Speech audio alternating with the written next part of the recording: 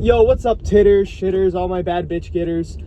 Listen, guys, this is not going to be a flashy influencer need views video. This might get 3 views, and I'm completely okay with that because I need to explain something to you guys. What the fuck is holding you back, right? There's so many things. For some of us, our minds are working against us, right?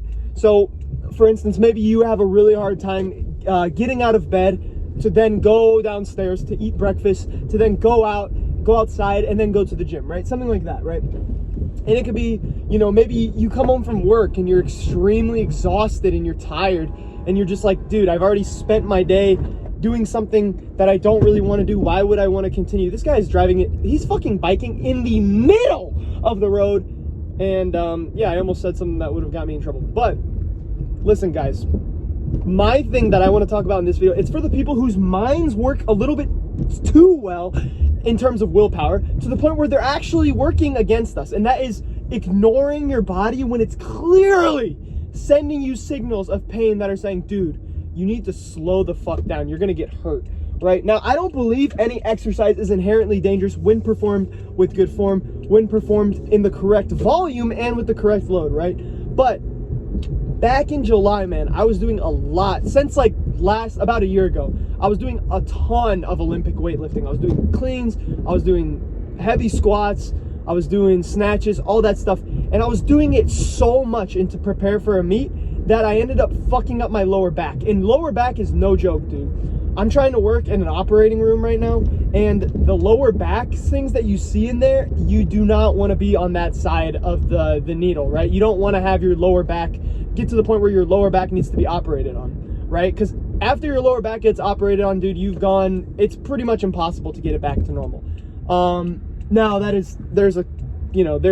don't want to say that, actually. That's quite a bold statement. But basically, I'm saying lower back is not good, right? Just like any injury isn't good. But me, you know, I was thinking, oh, I can just go until the meet. I don't know how many weeks I was out, maybe 3 or 2 weeks out. I was like, oh, I can just train around it, you know, modify my training. Oh, I'm going to use blocks.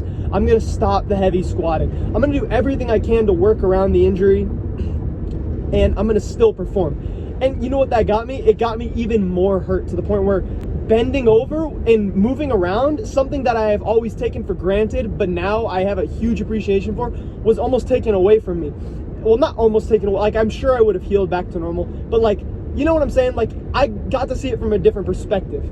And it taught me a very valuable lesson, man. You can't let other people influence the way you move your body and your training, right? Coaches are great, and they are super important to I think reach the highest levels of any profession, right?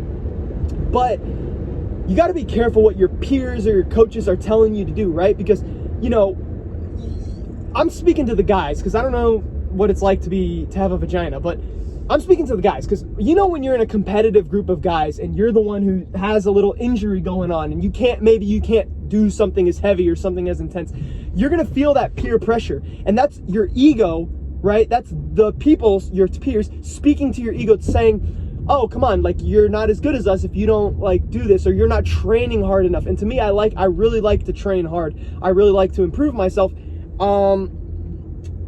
And I don't really know why, because I don't think I get that much, like, obviously everyone gets validation from other people, but I feel like training is almost something like, it's something that keeps me in a rhythm almost in life.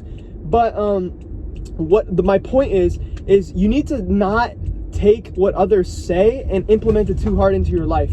Like, if someone, you know, is telling you you're not working hard, right, and you have a really bad knee injury where you cannot squat, you can hardly, you know, do lower body stuff, right? Because with lower back, I can still sprint, I can still do jumps, I can still be athletic. I just can't squat heavy. This guy's gonna fucking kill someone. I just can't squat heavy or deadlift or do anything right now that's gonna potentially compromise my lower back. I need to go way back. I need to take my training back to level 1, where you're physically rehabbing your back, and then I'm slowly building it up by gaining hip mobility, gaining strength very, very subtly in the lower back. And honestly, dude, right now, this was my wake-up call. I went to Muay Thai, and I was doing something so simple, right? I was doing leg raises, and I fucking felt my back hurt so bad. And for like 2 days, dude, I was like immobilized. And I was like, if you don't like stop doing this where you relapse every single time and you go back into training and you fucking fuck your lower back up again, you're gonna get to the point where you are going to like, seriously, your lower back already, like you already can't bend over without wincing, right? Like you are gonna get to the point where you can't even fucking move. You're gonna be paralyzed, right? So I'm like, yeah, you need to like seriously take a step back, stop like trying to like, you spend 1 week of rehabbing and getting better and it starts to feel this much better. So you're like, okay, now I'm gonna go squat again. Like I have really had to take a step back, dude.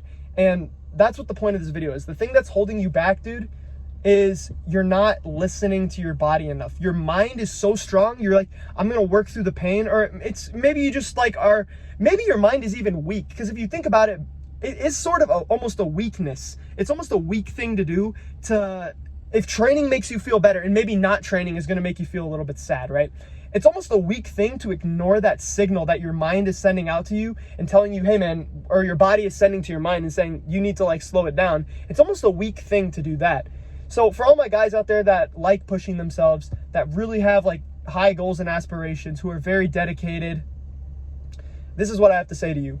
One, listen to your body and don't be afraid to take a couple steps back, because taking a couple steps back is going to maybe affect you now. Maybe it's going to affect you 6 months from now. But 2 years, 3 years, 4 years, 5 years, the guys who are in this for the long run, like you're going to be happy that you went back and now you don't have a chronic injury that keeps reoccurring, you know, every month or so. Because no, that's no way to, you're not going to make as much progress. You might as well invest 6 months now of, you know, not squatting. Like, what's that going to do? Am I a power lifter? No, I'm not a power lifter, so I don't need to squat, right? I love squatting. It's a great movement for all athletes, but I can still get athleticism in other ways. I can still do Bulgarian split squat. I can still sprint. I can still jump. I can still do all these things that strengthen my legs. So why do I have to squat and deadlift or clean and jerk right now when I'm still experiencing a slight amount of pain, even though it's gotten way better because I'm starting to figure this thing out?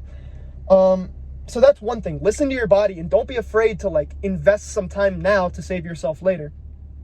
And then 2, don't let other people around you dictate the way that you're going to train. Because again, if you're one of these people that is getting injured, not because you're getting injured because you train too hard, or maybe you don't train, maybe you don't train that intelligently, like in the sense of listening to your body, because it's really not a smart thing to train through an injury unless in very dire circumstances. But you're an emotional person. I would say like training is something that I've sort of like attached my emotions to, right? It makes me feel very happy. I have a deep love for training and for just like developing athleticism and skills, right?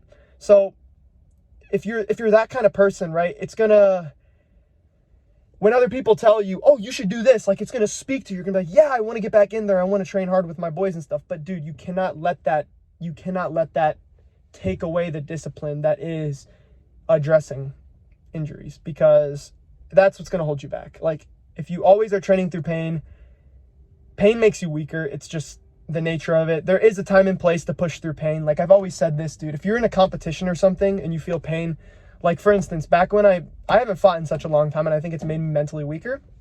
I would love to fight again soon, but that's a discussion for another time. But back when I used to fight, dude, like I remember there was plenty of times in the fight, like I remember I was checking kicks all night in cloth shin guards, and I swear to God, like I was like kicking knees too and shit, like bone on bone stuff. And it was like, I had fought once that night and I was in my second fight. So one whole fight of clacking shins and stuff, and I had won that fight. So I was in the second fight of the tournament, which I lost. But I remember this dude kicked my fucking knee, man, and not my knee, my shin, and it hurt so bad. I was like, and it hurt for like 8 months after. I swear it was probably like a slight fracture, but I just pushed through the pain in that moment. Same thing with when I used to run like distance, right?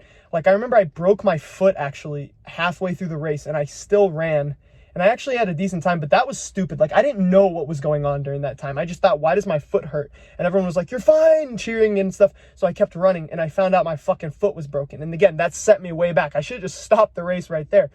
But basically what I'm saying is, yes, there's a time and place to push through pain, and typically it's in competition, but even then, you still really need to weigh the risks and rewards. But in training, unless you have something huge coming up, like me, dude, I'm in school right now. Like my priority should not be training. It should really just be finishing my studies, finding a job, getting stable, getting some income, because then that's going to give me the resources that I need in order to train, right?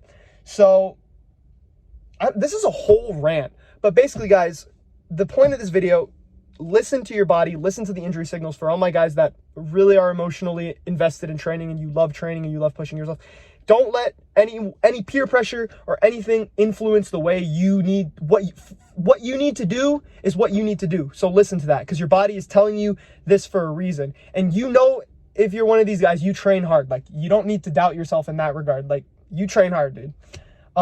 And 3, I don't even know what I'm saying, dude. I'm on a schizophrenic rant right now. But just, guys, don't be held back by injuries. 3, set your priorities straight, right? So if you're in a time like this, dude, there's no point to push through shit. Like, sometimes you have other priorities in life, and it's okay to you know, I've been in school for like 2 years, so I've been away from competition, and it's okay to like have that kind of take a seat back, because I'm honestly, now that I'm coming out through the end of it, and this whole time I've kind of been trying to like, I've almost been focusing. I'm surprised I've done as decent as I have in school, because I've been literally putting training before school, which is ridiculous, really thinking about it, but I still have managed to succeed.